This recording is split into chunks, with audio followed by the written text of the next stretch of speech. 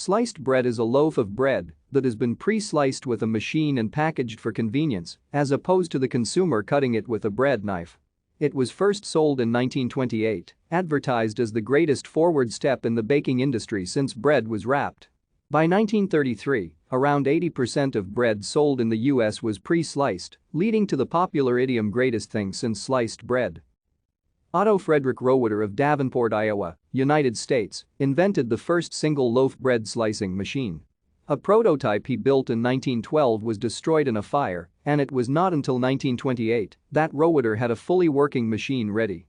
The first commercial use of the machine was by the Chillicothe Baking Company of Chillicothe, Missouri, who sold their first slices on July 7, 1928. Their product, clean-made sliced bread, proved to be a success. Battle Creek, Michigan, has a competing claim as the first city to sell bread sliced by Rohwedder's machine. However, historians have produced no documentation backing up Battle Creek's claim. Thank you for watching.